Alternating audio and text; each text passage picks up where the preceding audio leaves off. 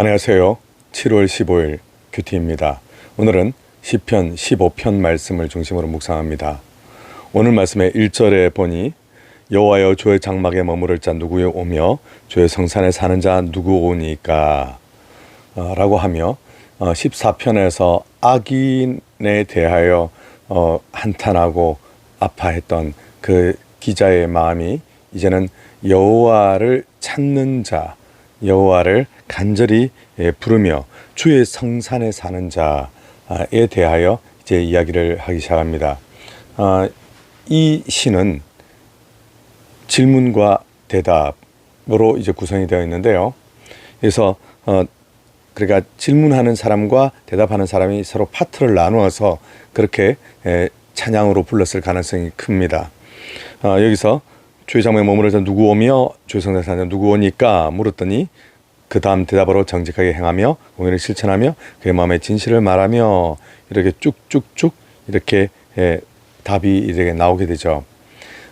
이것은 이제 아마도 제사장이 이에 대한 답으로 이렇게 백성이 물으면 제사장이 대답하는 이런 방식으로 이제 노래가 불러졌을 것이다. 그렇게 우리가 보통 학자들이 이야기를 하긴 합니다.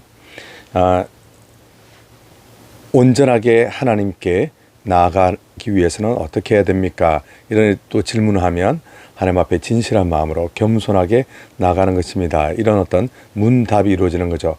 놀랍게도 많은 신앙 교육이 실제로 이렇게 진행되셨습니다.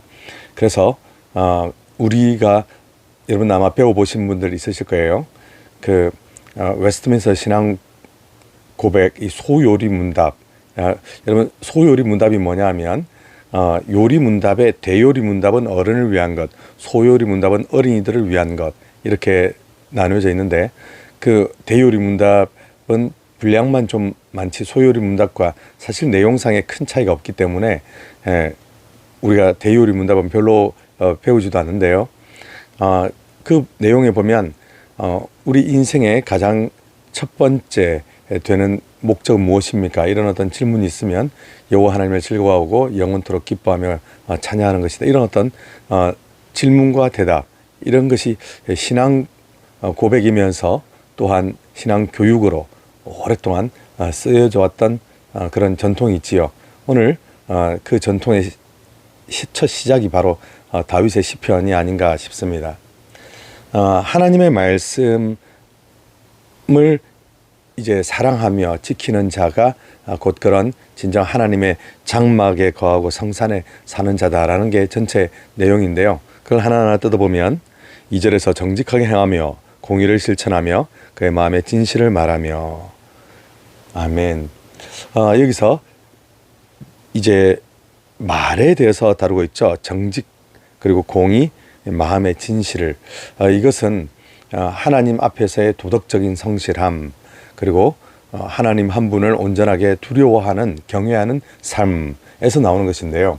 곧 겉으로만 경건의 모양이 있고 실제로는 경건의 내용과 경건의 삶이 없는 것을 하나님께서는 싫어하시며 또 공의가 무엇이겠습니까?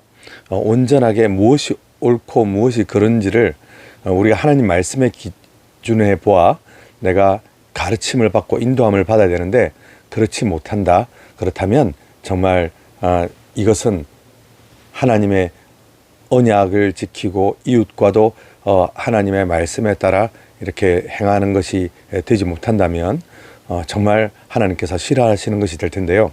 그리고 마음의 진실을 말하며 우리가 정말 꼭 의도하지 않아도 살다 보면 급하게 어떤 위기를 모면하기 위해서 변명과 핑계를 대기도 하고 또 사실은 거짓으로서 실제 내 편으로 사람들을 끌어당기기 위하여 우리는 많은 그런 무리수를 두고 사실 거짓을 행할 때도 있지요.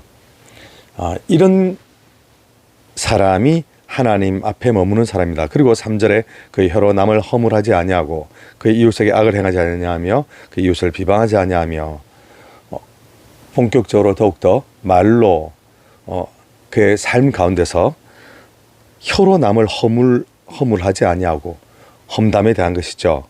이웃에게 악을 행하지 아니하며 사실은 얼마든지 우리가 나는 진실을 말한다 하면서도 이웃에게 악을 행할 수가 있죠. 그 이웃을 비방하지 아니하며 참 많은 경우에 우리는 이것을 당연한 하나의 문화로 생각할 수도 있지만 결국은 그 사람을 이것은 아프게 하며 무너뜨리며 공동체 전체를 위험하게 하는 아주 무서운 일이 되고야만 합니다.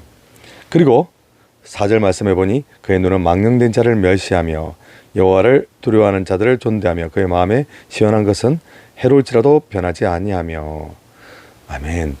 지금 이 말씀은 이 망령된 자를 멸시한다라고 하는 것이 그 사람을 미워한다 이런 뜻이 아니고 망령된 행동을 이제 금한다라는 것이 되겠죠. 참된 예배자, 그 사람은 정말 그런 망령된 행실을 내가 금하고 그리고 그런 사람들과 거리를 두며 정말 여호와를 두려워하는 사람들을 존대한다라고 하는 것은 믿음 안에서 정말 온전하게 하나님의 말씀으로 굳게 서도록 도와주는 그런 사람들을 우리가 존경하고 가까이 한다는 것이죠. 근데 참 신기하게도 인간의 악함은 그와 반대로 뭔가 무리지어서 다른 하나님 싫어하시는 일을 꾸밀 때 오히려 사람들은 더 똘똘 뭉치는 일들이 역사적으로 계속 반복되었던 걸 아마 잘 아실 것입니다. 그래서 우리 인간은 여러 가지 욕심으로 끌려서 결국은 우리가 나아가야 될 방향에서 모두 본래 하나님께서 원하시는 방향에서 멀어지게 되는데요. 이러한 이제 그러면서 마음에 서운한 것은 해로울지라도 변하지.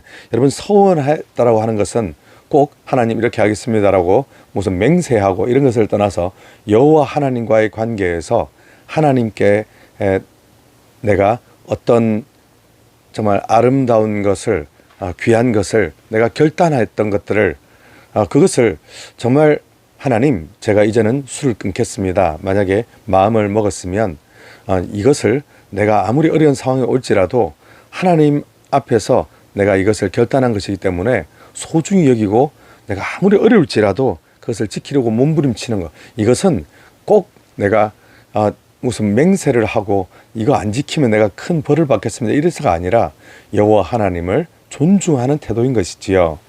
그래서 내가 작은 말 하나도 여호와 하나님 앞에서 정말 하나님을 존중함으로, 하나님을 내가 경외함으로, 내가 두렵고 떨림으로 말씀을 지키려 하고 또 하나님 안에서의 신앙을 지키려 하고 이런 것이 정말 필요할 텐데요.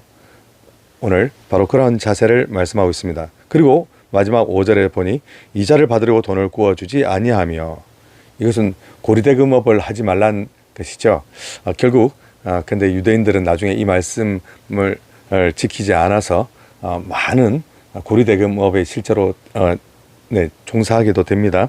그리고 뇌물을 받고 무지한 자를 해하지 아니하는 자이니, 이제 이 뇌물 때문에, 돈 때문에 재판을 굽게 하는 일, 워낙 구약의 시대부터 많은 이런 문제들이 있었던 거 사실인 것 같습니다.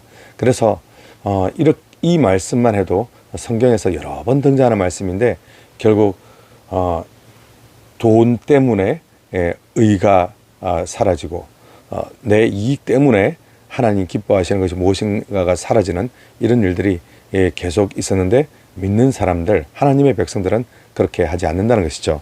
결국 이렇게 행하는 사람들, 이런 일을 행하는 자는 영원히 흔들리지 아니하리이다.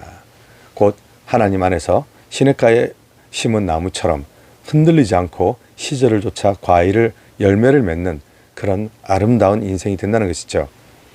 오늘 우리는 정말 하나님의 말씀이 나를 인도하고 있는지, 하나님의 말씀에 따라 내가 변화받고 있는지 우리는 돌아보았으면 합니다. 때로 하나님의 말씀이 우리에게 액세서리가 되고 하나님의 말씀이 나에게 그저 그냥 참고사항이 되어버리면 우리는 결코 하나님의 인도하심을 올바로 받을 수가 없게 되지요. 하나님 앞에서 이렇게 겸손하고 정직하고 의롭게 행하면서 하나님의 인도하심을 받는 사람, 그는 진정 흔들리지 않게 될 텐데요. 흔들린다는 게 무엇일까요? 결코 뭔가 문제가 없다는 뜻일까요? 그렇지 않습니다. 많은 비바람이 있을 것입니다. 폭풍도 있을 것입니다. 그러나 하나님의 사람은 결국 여호와의 말씀으로 살고 여호와의 약속을 붙들고 굳게 그 길을 감으로써 하나님 안에서 풍성한 삶을 누리게 될 것입니다. 저와 여러분 모두 그러한 놀랍고 아름다운 인생 되기를 축복합니다.